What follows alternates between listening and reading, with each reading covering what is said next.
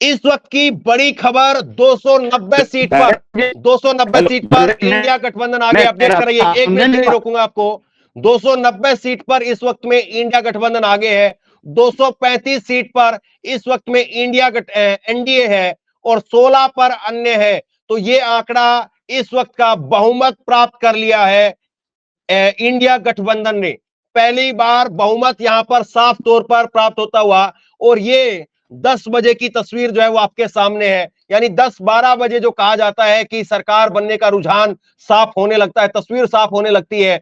और जो लोग अभी तक नहीं जुड़े थे या जिन लोगों को लग रहा था कि अभी शुरुआत में 8 बजे 9 बजे जो है वो अभी कवरेज देखना, मोबाइल देखना जो है सही नहीं रहेगा, 1 घंटे बाद देखेंगे, 2 घंटे बाद देखेंगे, तो आप अगर अभी मोबाइल देख रहे हैं तो ये आंकड़े इस वक्त में 290 सीट पर एनडीए, माफ कीजिए इंडिया गठबंधन, 235 सीट पर एनडीए गठबंधन जो है वो है, और 18 सीट पर अन्य है। तो ये बड़ा उलटफेर बहुमत यहां पर पहली बार जो है वो बहुमत यहां पर प्राप्त हो रहा है। और ये आंकड़े स्टेबल होते हैं या फ्लक्चुएट करते हैं, ये देखने वाली बात रहेगी। लेकिन उन तमाम भाजपा के लोगों का और वो एग्जिट पोल दिखाने वाले लोगों का चेहरा याद करिए, और उनके चेहरे में देखिए क्या वो सार्वजनिक तौर पर आज आकर के माफी मांगेंगे। कितनी बुरी स्थिति यहां पर दिखाई दे रही है।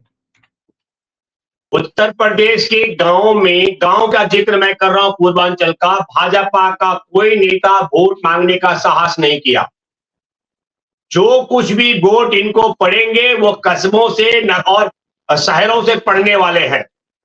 गांव में जो उनके अंधभक्त की तरह होंगे, या फिर मैं धर्मेंद्र जी कहूं, जिन्हें हमारे देश में दलित आदिवासियों को समान अधिकार मिले हुए, जिनके मन में हमारे देश में मुसलमानों का, ईसाई, सिख और बौद्धों के प्रति नाराजगी या मतलब उनसे नफरत, और महिलाओं को दिए गए अधिकार के खिलाफ जो होंगे, मतलब संविधान के खिलाफ, उन लोगों ने विवश होकर जरूर वोट दिया होगा।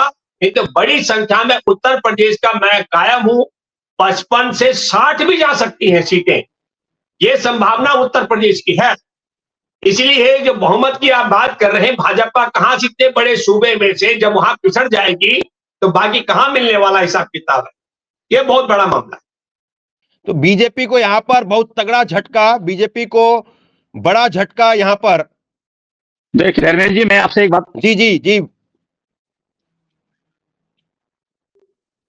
जी जी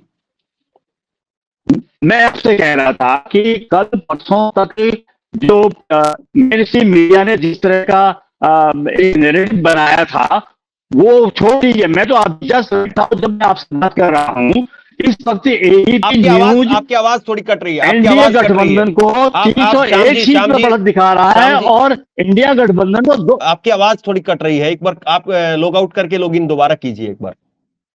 जी जी हाँ, विजुअल थोड़ा उधर एडजस्ट कीजिए। श्याम सिंह रावत जो है कट करके दोबारा एडजस्ट करेंगे। तो ये इंडिया गठबंधन के लिए सुखद तस्वीर। हाँ, ये यहां पर जो है पहली तस्वीर जो है वो सामने आई है, और ये साफ हो गया है। नीरज शेखर बलिया से, देखिए आप पूर्वांचल की बात कर रहे थे, पूर्वांचल में बलिया से नीरज शेखर वो पीछे चल रहे हैं। जौनपुर से समाजवादी पार्टी के उम्मीदवार आगे चल रहे हैं। तो नीरज शेखर पूर्व प्रधानमंत्री चंद्रशेखर आजाद के जो है वो बेटे, और वो पीछे चल रहे हैं इस वक्त में। झोपड़ी जो है उनका महल जो है वो, उसका नाम है झोपड़ी, बड़ा महल है। चंद्रशेखर वो सोचते होंगे क्या जो है वो राजनीति के लिए आए थे और क्या राजनीति आज बन रही है। तो बड़ी झोपड़ी, और झोपड़ी में अमित शाह जी गए थे। बहुत बड़ी महल है और उस महल का नाम झोपड़ी है। मैं गया था संविधान सम्मान यात्रा में, हम उनके कॉलेज में रुके थे, हमारी व्यवस्था हुई थी। हाँ, लेकिन वो पीछे चल रहे हैं इस वक्त में। इंडिया गठबंधन में आते तो शायद एक अलग माहौल बनता, लेकिन आखिरी में जो है वो बीजेपी के अंदर गए, और बीजेपी में इस वक्त में जो है वो उनकी स्थिति क्या है वो आपके सामने है। तो मनोहर लाल खट्टर जो है वो तक अपने आप को जो है वो बचा नहीं पा रहे हैं। ये स्थिति पूरी तरह से जो है वो चुनाव में इस बार जो है वो बदलती हुई दिखाई दे रही है, और ऐसा लग रहा है कि बड़े बड़े किले ध्वस्त होने जा रहे हैं। बड़े बड़े किले जो है वो ध्वस्त होने जा रहे हैं, और हालत जो है वो खराब होती जा रही है। लगातार हालत जो है वो खराब होती जा रही है। धर्मेंद्र जी, आपको बताता हूं, मनोहर लाल खट्टर हो चाहे राजस्थान से वसुंधरा जी हो, शिवराज चौहान हो, इन सबको निपटाने का काम अमित शाह, नरेंद्र मोदी जी ने इसलिए किया है ताकि, और छत्तीसगढ़ से रमन सिंह हो, ताकि हमको कोई भविष्य में नजर उठाकर देखने का साहस ना कर सके। तो जब मनोहर लाल खट्टर भी एक है ना, इसलिए ये सबको निपटाना था। मुख्यमंत्री को इसको हटाया। एडिट कर दो। जी जी, ये नरेंद्र मोदी जी का अपना जो डर है कि मोदी जी मुझे कोई संगठन में नजर उठाकर बात करने का, सवाल करने की हिम्मत न करे, उसमें तमाम पूर्व मुख्यमंत्री को पूर्व बना देना, और आपको बताना चाहता हूं नितिन गडकरी को, इन सबको निपटा देना, ये सब भूमिकाएं हैं। अभी देखना चुनाव के बाद क्या होता, अगर थोड़ा बहुत भी कहीं इधर उधर पावर रही ना, तो ये योगी को भी निपटाने वाले हैं, मैं आपको बता रहा हूं। देखिए, लेकिन एक बात समझिए आप, मैं तो जरा कल्पना कर रहा हूं, वो लोग जो बड़ा चहक करके बात कर रहे थे, या वो लोग जो बड़ा उछल करके जो है वो आंकड़े बता रहे थे, वो लोग आज कुर्सी पर कमर लटकाए हुए लटके हुए हैं और केवल बस ये देख रहे कि हो क्या रहा है। असल में देखिए, मैं आपको बताता हूं धर्मेंद्र जी, आपके दर्शकों को बताता हूं कि मैं, मेरे क्षेत्र में बहुत इज्जत के साथ लोग मेरे से बात करते हैं।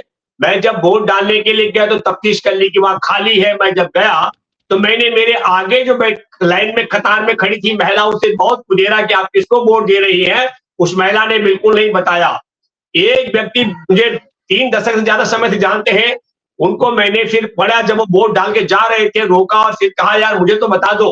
तो उन्होंने बताया कि मैंने किसे वोट दिया। धर्मेंद्र जी, मैं हैरान हूं, जब कोई जानकारों को नहीं बता रहा था मैं किसको वोट दे रहा हूं, तो ये जो सर्वेक्षण करने वाले, इनको किसने बताया होगा?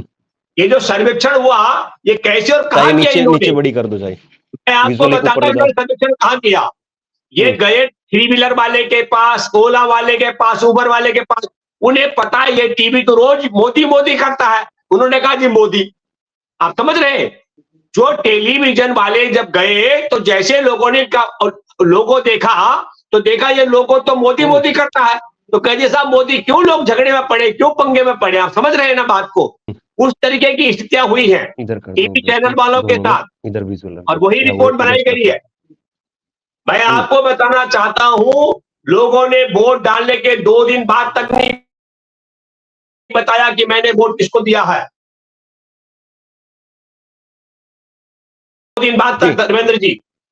पर मैं आता हूं, बनारस के अंदर बहुजन समाज पार्टी के घोर समर्थकों ने भी वोट कांग्रेस उम्मीदवार अजय राय को वोट दिया, ये सोच करके कि संविधान बचाना है। ये तो साफ तौर पर दिख रहा है कि बीएसपी का पूरा वोट इधर आया है, इंडिया गठबंधन की तरफ बीएसपी का पूरा वोट आया है। वरना अगर बीएसपी का वोट की तरफ जाता तो फिर जो स्थिति ये नहीं बनती। यानी फायदा रहा कहीं ना कहीं मायावती जी का नहीं आना। नहीं, मायावती जी का नहीं आना दूसरा फायदा भी रहा, जो इन्होंने बीच में आनंद को हटाया तो पूरे एक संदेश चला दिया बहुजन समाज पार्टी के युवाओं के पास, जो अपने ही परिवार के युवा के पक्ष में खड़े नहीं हो सकती, वो हमारे पक्ष में क्या खड़े होंगे। तो अभी जो युवा पीढ़ी है बहुजन समाज पार्टी की समर्थक और पढ़े लिखे युवा, उन्होंने एकदम तय कर लिया कि जो अपनी पार्टी के अपने ही परिजन के साथ खड़े नहीं हो सकती बहन मायावती जी, वो हमारे स्टैंड के साथ क्या खड़ी होगी। ये एक बड़ा गलत संदेश गया और ये इंडिया पक्ष गठबंधन के पक्ष में गया। जी, तो श्याम सिंह रावत जो है दोबारा जुड़ रहे हैं, उनको भी स्क्रीन पर लेकर के आइए आप। ये इस वक्त में जो बड़ी खबर आ रही है, ये वाकई मतलब बिल्कुल एक तरह से उन लोगों के लिए जो लोग जमीन से जुड़ी हुई बात नहीं कर रहे थे और जो लोग फालतू की बात जो ज्यादा कर रहे थे, उन लोगों के लिए बड़ी सरप्राइजिंग वाली बात है कि चुनाव पूरी तरह से चुनाव जो है वो यहाँ पर बदला हुआ दिखाई दे रहा है। ये आंकड़े जो है वो इस बात को बता रहे हैं, और इन आंकड़ों को अगर आप समझेंगे, इन आंकड़ों में अगर आप देखेंगे तो इंडिया गठबंधन को जीत हासिल हो तो आप आश्चर्य बिल्कुल मत मानिएगा कि इंडिया गठबंधन यहाँ पर जीत कैसे हासिल कर रहा है। क्योंकि सीधे तौर पर जो तस्वीर अभी उभर करके सामने आ रही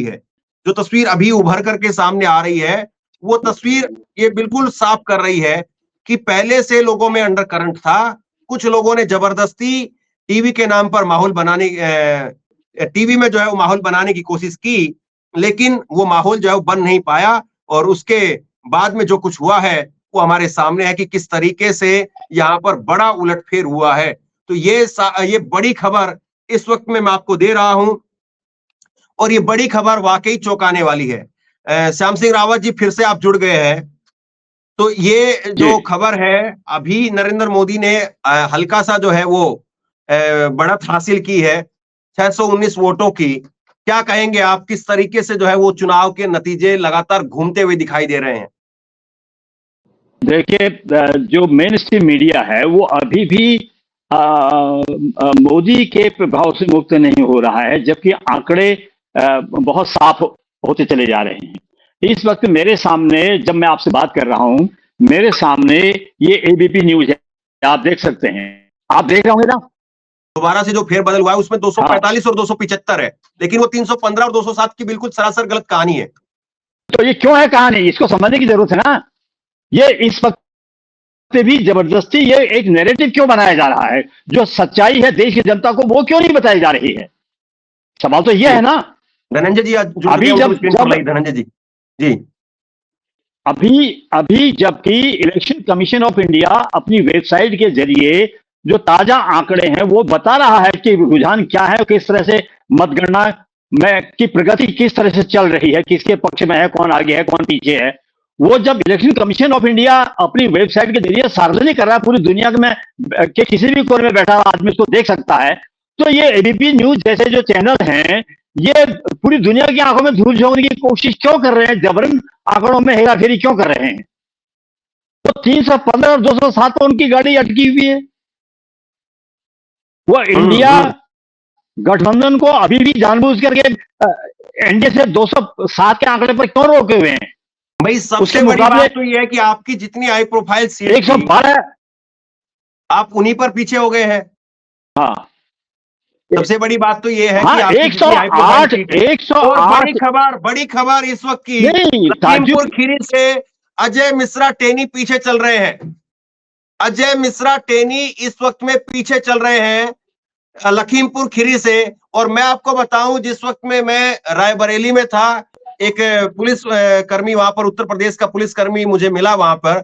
उसने कहा कि लिख करके ले लीजिए, अजय मिश्रा टेनी हारेंगे। वो वहीं से जो है वो लखीमपुर खीरी से था, उसकी ड्यूटी वहां पर रायबरेली में लगी हुई थी। तो उसने उस वक्त में मेरे को कहा था कि अजय मिश्रा टेनी हारेंगे और अजय मिश्रा टेनी लखीमपुर खीरी से जो पीछे चल रहे हैं। तो मुझे लगता है कि किसानों के लिए, महिला पहलवानों के लिए बहुत बड़ा दिन होगा अगर ये दोनों नतीजे अभी जो रुझान में दिखाई दे रहे हैं, अगर वही नतीजे आगे रहते हैं।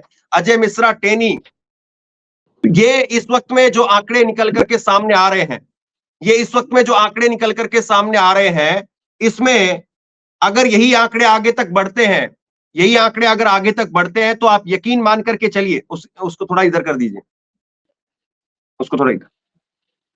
हाँ धर्मेंद्र जी, जहां तक बनारस सीट का मामला है, मैं आपको बताऊं, विश्व हिंदू परिषद के राष्ट्रीय महासचिव हैं देवेंद्र पांडे जी, जो वहीं बनारस में रहते हैं जी। उनका कहना यह है, उनका अभी आप देख सकते हैं, उनका यूट्यूब पर। श्याम सिंह रावत जी, अभी धनंजय जी हमारे साथ में जुड़े हैं। धनंजय जी, कोई बड़ी अपडेट आपके पास में हो और स्वागत है आपका। और दूसरी बड़ी बात, नरेंद्र मोदी का पीछे होना, करण भूषण का पीछे होना, मेनका गांधी का पीछे होना, तो ये सारे उम्मीदवार जो हाई प्रोफाइल उम्मीदवार हैं, अगर वो पीछे हैं, तो क्या इसका मतलब ये मान करके चला जाए कि नीचे जमीन खिसक चुकी है? थोड़ा आवाज अनम्यूट करिए अपने आप को। बिल्कुल आप सही कह रहे हैं। और हम लोगों का जो अनुमान था, हम लोग जो जमीन पे देख रहे थे, आप याद कीजिए एग्जिट पोल के दिन भी हम आपके पास आए थे और हमने कहा था कि ये जो एग्जिट पोल वाले दिखा रहे हैं वो जमीन पे कहीं दिख नहीं रहा। अब ये कहां से कैलकुलेशन ला रहे हैं, कैसे कर रहे हैं, वो हमें नहीं पता, लेकिन जो जमीन पे दिख रहा है वही परिणाम दिख रहे हैं। और मैं कहूं कि एक बार आपके चैनल पे मैंने ये भी बताया था कि हमारे देश में लोग जो है, जो जनमानस हमारा है, वो एक बार आप आते हैं अपनी वजहों से, दूसरी बार जनता आपको रिलैक्स देती है कि ठीक है एक बार और कर दो आप, तीसरी बार आपको जो है मौका देने का काम आसानी से आम आदमी करता नहीं है, क्योंकि उसको उसके अनुरूप आपको होना पड़ेगा। क्यों? और जब उसके अनुरूप होना पड़ेगा। 1 मिनट के लिए आपको रोकूंगा, आंकड़े फिर से अपडेट कर दीजिए आप। एनडीए 255 और इंडिया गठबंधन फिर से आगे बढ़त पर है। जो पीछे हुआ तो मैंने पीछे किया, अब दोबारा बढ़त पर इंडिया गठबंधन जा रहा है। तो 260 का आंकड़ा वो जो है वो रखी है 260 का आंकड़ा इंडिया गठबंधन का, एनडीए 255 और अदर्स जो है वो 26 पर आ गया है। देखिए पूरी ईमानदारी के साथ में हम लोग आंकड़े रख रहे हैं, जबरदस्ती किसी को 350 बनाने का, हीरो बनाने का हमारा कोई विचार नहीं है। जो है सो है। हम तो चाहते हैं कि लोकतंत्र जीते। पार्टी कौन सी जीतेगी कौन सी हारेगी वो तो नतीजे बताएंगे, लेकिन लोकतंत्र की जीत हो इसमें हमारी दिलचस्पी है। जी धनंजय। बिल्कुल। तो मैं जो कह रहा था कि जो हम लोग देख रहे थे, जो सोच रहे थे, वही होता दिखाई पड़ रहा। और हमने ये भी आपको कहा था कि देखिए, हमारे देश की जनता को समझने में हो सकता है थोड़ा टाइम लगे, लेकिन एक बार तो आप अपनी वजह से जीत करके आते हैं। जो नरेंद्र मोदी जी जो 2014 में जीत करके आए कि कांग्रेस बहुत भ्रष्ट पार्टी है, हम बहुत बड़े-बड़े काम कर देंगे, तो अपनी वजह से जीत के आए। दूसरी बार आम आदमी ने उनको मौका दिया, जनता ने उनको मौका दिया कि एक बार आप और कर दो, हो सकता है 5 साल आपके लिए कम पड़ जाए। लेकिन दूसरे 5 साल में भी उन्होंने क्या कहा, क्या किया? और जिस लेवल पर उनका भाषण का स्तर आ गया था, उससे पता लग रहा था कि नरेंद्र मोदी जी को पता चल गया है, उनके इंटेलिजेंस ने खबर दे दी है कि आपके नीचे से जमीन खिसक गई है। तो एक प्रयास हुआ कि सत्ता में जो बैठे लोग हैं, जो तंत्र है पूरा का पूरा, उसके माध्यम से, मीडिया के माध्यम से ये माहौल क्रिएट किया जाए कि नहीं, नरेंद्र मोदी जी की हवा खत्म नहीं हुई। वो क्रिएट करने की कोशिश हुई, लेकिन आम आदमी जो ताप झेल रहा था स्मृति सरकार के। ईरानी, 1 मिनट के लिए आपको रोक रहा हूं धनंजय जी। स्मृति ईरानी अभी तक भी आगे नहीं आ पाई है। ये 10:30 बजे का वक्त होने जा रहा है और स्मृति ईरानी आगे नहीं आ पा रही है। दौड़ जरूर लगा रही है लेकिन पीछे है। ऐसा लगता है कि स्मृति ईरानी के बारे में जो उनका अहंकार का वजन, अहंकार का बोझ जो उनके ऊपर कहा जाता था, वो अहंकार का बोझ भारी पड़ गया और स्मृति ईरानी आगे नहीं निकल पा रही है। इसके साथ में एक और बड़ी खबर मैं आपको दे दूं, सारण की सीट पर रोहिणी आचार्य, लालू प्रसाद यादव की बेटी, राजीव प्रताप रूडी, वो पीछे चल रहे हैं। और सारण की सीट पर रोहिणी आचार्य वो आगे आ गई है, जिन्होंने लालू प्रसाद यादव को किडनी डोनेट करने का काम किया था। और उसके बाद में सम्राट चौधरी, आप तो खूब अच्छे से जानते हैं धनंजय जी, उन्होंने कहा कि किडनी बेच करके जो है वो लालू ने इनको टिकट दिया है। तो इतनी घटिया बात कही थी और आज मुझे लग रहा है कि लोगों ने उस बात का जवाब दिया है कि किस चीज के लिए किसको क्या टिकट मिलता है और किस चीज के लिए क्या होता है। देखिए, बिहार के जो आप बात कर रहे हैं, बिहार बीजेपी है। बिहार में बीजेपी के सबसे बड़े ताकत जो है वो नीतीश कुमार हुआ करते हैं, आज भी हैं। नीतीश कुमार अगर इधर से इधर रहते तो बीजेपी के अभी देखिए, आप दिखाई पड़ता आपको 5 सीट पर लीड नहीं कर रहे हैं। तो ये सम्राट चौधरी हो या उनके विजय सिन्हा हो या और दूसरे उनके गिरिराज सिंह जो नेता हो, ये बयान बहादुर है। ये बयान देने में मास्टर है। जमीन पे इनकी स्थिति नहीं, ये जो जीत करके लेकर के चले गए और ये महसूस किया आम मराठी आदमी कि ये आदमी गुजरात को मजबूत कर रहा है, हमारे महाराष्ट्र को नीचा दिखा रहा है। आपको ये भी थोड़ा सा मैं पीछे बता दूं कि आपको पता होगा कि बॉम्बे स्टेट था, महाराष्ट्र और गुजरात दोनों स्टेट आजादी के बाद बने, 60 के दशक में, 60 में बने। और बड़ा झगड़ा हुआ था मुंबई को लेकर के। मुंबई में 105 लोग इस मामले पे शहीद हुए थे मुंबई को लेकर के, और फाइनली महाराष्ट्र में मुंबई रहा।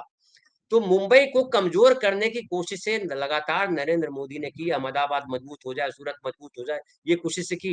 तो मारवाड़ी जो राजस्थानी जो वोट बैंक है, जो राजस्थानी है, गुजराती है, जो उत्तर भारतीय है, जिन इलाकों में, जो मुंबई और आसपास का इलाका है, वहां तो वो वोट देते नजर आ रहे हैं बीजेपी को।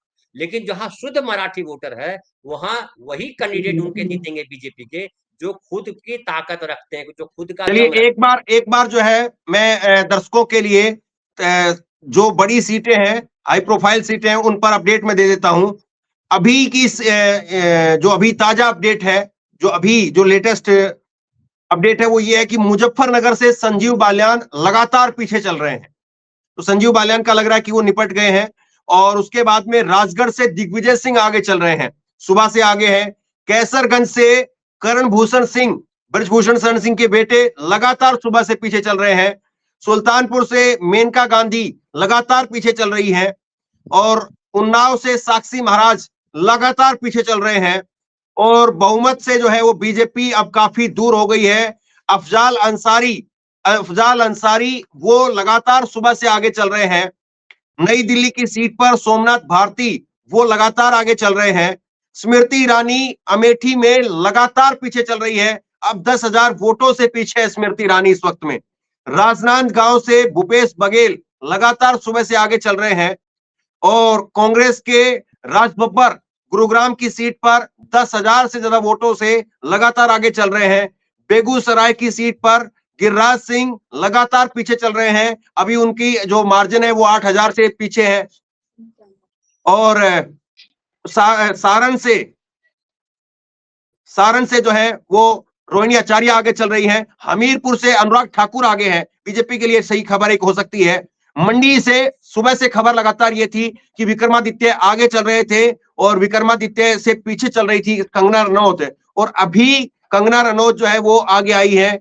करनाल से मनोहरलाल खट्टर लगातार पीछे चल रहे थे, अभी मनोहरलाल खट्टर जो है वो आगे आए हैं। कन्नौज से अखिलेश यादव लगातार आगे चल रहे हैं। राहुल गांधी रायबरेली और वायनाड दोनों सीटों से आगे चल रहे हैं। डिंपल यादव मैनपुरी से आगे चल रही हैं। नॉर्थ ईस्ट से मनोज तिवारी वो आगे चल रहे हैं। आजमगढ़ से निरहुआ यादव वो जो है वो आगे चल रहे हैं। सुल्तानपुर में मेनका गांधी जो है वो पीछे चल रही हैं। सहारनपुर में इमरान मसूद वो आगे चल रहे हैं। तो ये इस वक्त में स्थिति है। राज्यों के हिसाब से अगर मैं बता दूं तो राज्यों के हिसाब से कर्नाटक में 28 में से 20 सीटों पर बीजेपी आगे है, 8 सीटों पर कांग्रेस आगे है। उत्तर प्रदेश में 39 सीटों पर एनडीए आगे है, 40 सीटों पर इंडिया गठबंधन आगे है उत्तर प्रदेश में। इस वक्त के लेटेस्ट अपडेट आपको बता रहा हूं। बिहार के अंदर भी और डीएमके में तमिलनाडु के अंदर 39 में से 1 सीट पर डीएमके, 2 पर बीजेपी, बाकी की सीटों पर इंडिया गठबंधन जो है वो आगे, 36 सीटों पर इंडिया गठबंधन आगे है। बिहार में 26 पर एनडीए आगे है, इंडिया गठबंधन 12 सीट पर आगे है। पश्चिम बंगाल की बात करें तो पश्चिम बंगाल में भी बीजेपी को कुछ खास हासिल होता हुआ दिखाई नहीं दे रहा है, और पश्चिम बंगाल में भी बीजेपी को नुकसान हुआ है इस बार, और पश्चिम बंगाल में बीजेपी पीछे है। 30 सीटों पर टीएमसी आगे है, मैच 10 सीटों पर इस वक्त बीजेपी है, लेफ्ट 0 पर और कांग्रेस 2 सीटों पर आगे है। तो 30 सीटों पर ममता बनर्जी का आगे होना, यानी सरकार बनेगी तो ममता बनर्जी का एक खास महत्वपूर्ण रोल रहेगा। इंडिया गठबंधन में वो इस बार सीटों के लिहाज से, सीट शेयरिंग के लिहाज से नहीं थी, लेकिन आखिरी तक वो इंडिया गठबंधन में है, अभी भी है। वो मीटिंग में नहीं आई थी, लेकिन सीट लेकर के आएंगी तो जाहिर सी बात है उनकी भी बराबर जो है वो तवज्जो रहेगी।